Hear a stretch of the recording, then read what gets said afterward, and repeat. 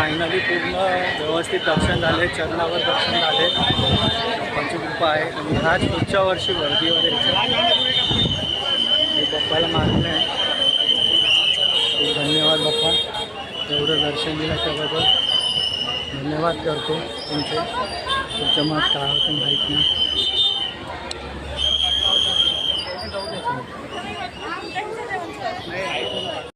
एवढी गर्दी आहे.